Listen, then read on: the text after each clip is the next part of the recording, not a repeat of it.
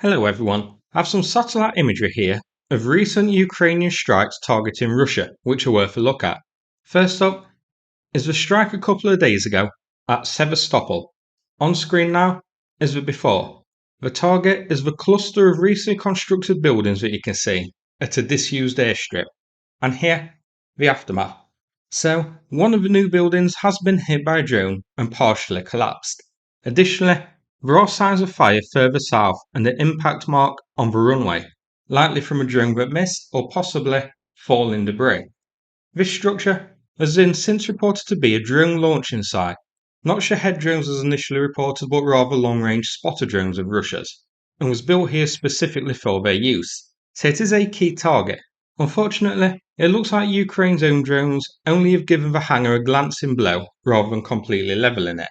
This would definitely warrant a second strike, I think. This is the area shown on Google Maps. So, north of the circle of the newly constructed buildings, produced through the use of the drones. Interestingly, with this one, Russia actually didn't claim debris. A Russian spokesman in the area said they claimed it was a training accident which caused the fire here. So they already have some new excuses lined up.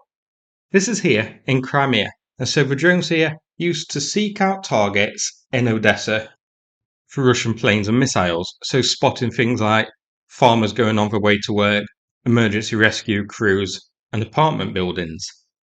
Hopefully the damage causes more than it looks, and the inside of the drones were completely destroyed. But to me, the damage does look quite minor, but we definitely can't tell for certain. Let's move on to our next image. So here, some satellite images from Russia's Saratov oil refinery. This was hit on August the 10th, but the imagery has only just been shared now because of cloud cover, which was covering the site. So it shows there were two strikes on two sections of the facility, including a successful impact on the key ELOU AVT6 unit, which may sound like gibberish, but this is apparently the main part of the facility and is the primary unit for processing oil.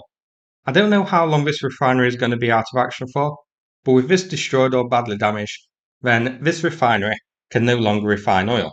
These are key targets. The other section isn't annotated as to what it serves. If we zoom in, you can see it's a cluster of various pipelines. This seems relatively minor. I wonder if Ukraine intended to hit something else but the drone missed. Maybe because of jammers or the drone got intercepted and landed here or something like that, as I'm sure there are much bigger fish to fry in this refinery than a bunch of connecting pipes. But still, it would certainly cause some damage which will need repairing and will help to keep the refinery offline. And here it is zoomed out so you can see it's quite a long range strike as well. This next image shows a likely Castor 2E2 radar system which was hit by drones in Yevpatoria, Crimea. This is an odd one, and I don't think we can actually confirm its destruction. This was put together by Cyber Baroshno on Twitter though. It was an excellent analysis. At the top of the screen is the before, including the position of the Castor 2E2 radar, and below the aftermath. So the Castor has since been covered with a net of some kind, and there are signs of a severe fire in the area. The fire is a bit odd for a strike on a radar, which makes me wonder if it may have been a SAM system or something more flammable in the area too that was hit. But this does suggest that the Castor has been damaged and disabled though, as it's been covered up, and even more, it can't be moved and taken away from here. So I think it was disabled, maybe even destroyed, unless Russia is planning to repair it in field. This you can see is on Crimea's western coast, so covering the Black Sea. Before we check our next image, let's check what the Castor 2E2 is. So it's this, a radar. Pretty much a radar complex consisting of one antenna and three vehicles. One truck carries the antenna, one is the command post, and the third truck is the power plant of the auxiliary units. This I think was the antenna unit hit here. Here's a target acquisition radar with a range of 150 kilometers, so quite a nice juicy target for Ukraine here. Now, the transport ship that was hit by a drone, or more likely, the first use of a Flamingo missile. That's my theory on this one. The Port Olya 4. You can see the ship, the reddish object in the centre, has part of it underwater, but Russia has deployed a floating crane as well as a tug and another support ship. Now, I thought initially that this was Russia attempting to raise it, but British intelligence has revealed and identified that one of the vessels nearby is a cargo vessel, and the crane is unloading material from the sunken ship. So, The Port Olya 4 was fully loaded at the time, and Russia is trying to recover the drone components. Now, if I was Ukraine, this would definitely get a double tap.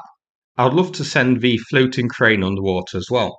With a more cluster like this, we could have potentially splashed a lot. I'm actually surprised we haven't been hit, since Russia is trying to recover the drone components. The geolocation for this one is on screen now, so it was hit on the river and heading north at the time. Now, originally, this was reportedly hit whilst at port after unloading shed components, but that isn't the case. The ship was south of Port Astrakhan and was heading towards the port, so this was actually been fully loaded with shed parts at the time, which makes this strike even better, and it's why we can see the floating crane there trying to recover the stuff that was on board. Now, do you remember the fuel train that was hitting Zaporizhzhia a few days ago? Here's a satellite image that was shared shortly after.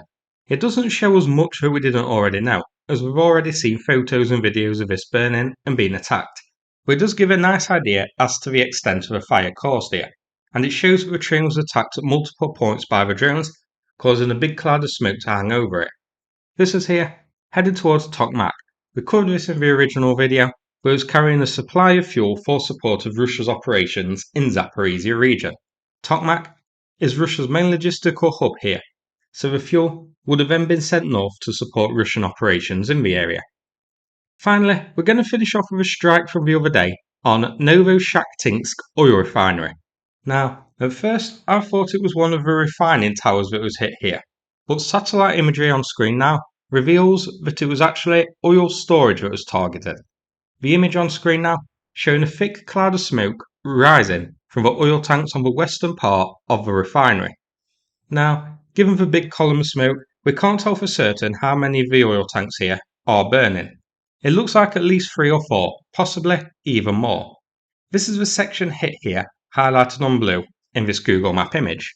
So, if we're being very optimistic, we could be seeing 10 tanks burning. But I personally think the number is less, maybe 4, with the rest just obscured by the cloud of smoke. But still, a very solid strike indeed. This you can see is on the western side of the refinery, which, if we zoom out, is not far from Ukraine at all, just over the border. This refinery has been hit 4 or 5 times in the past by Ukraine, so it is a bit of a regular target. So that's it for this video. A bunch of satellite imagery here, which I hope you enjoyed looking at. I thought it worth a look at as it gives a nice overview of the damage caused by Ukrainian strikes. And there are a few here which I didn't cover in videos, such as the strike on the Castor radar system, which is quite interesting. Now, I'm going to play a video from Sanath about the ongoing fundraiser that he's doing. He is a volunteer in Ukraine, helping raise money for equipment and vehicles and delivering them. Thanks so much for watching, and take care everybody. Well, hello Superminers community, it's Sanath here coming to you from the basement, otherwise known as the bunker. I hope everyone's doing really well. It's been several months since we spoke last, and this month marks the 2-year anniversary from when we first started working with the Superminers community, the very generous and supportive community. And, you know, out here you're always tottering from one crisis after the other, problem after problem, priorities are changing all the time, and I never really get time to look back on what we've done together and what we've achieved, but it is worth it. You know, we've done so much to help in this effort, in this conflict. Drones, multiple vehicles, Pajeros, L200s, generators, engines, battery packs, winter equipment, night vision capabilities, you name it. We've really been there making a massive difference to these guys.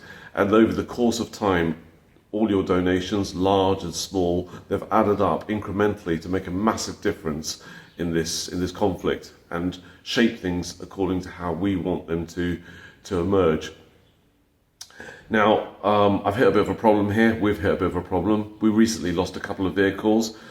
They lasted multiple years. I think that one of them lasted 2 years and the other one like 18 months. So they've done a lot of work and they've seen the hottest spots of this conflict.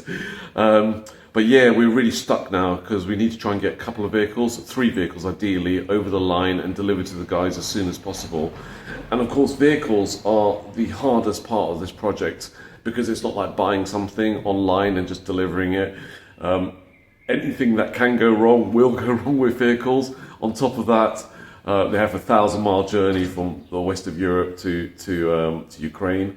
And we don't supply our vehicles just in standard format. We strip out the engine, normally install the BMW engine, strip out all the electronics, all those nasty things that can go wrong and become really unreliable without any warning whatsoever, and leaves you like a sitting duck.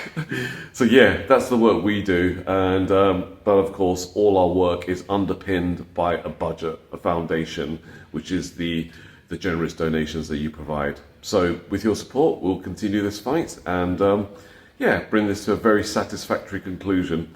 Take care, everyone.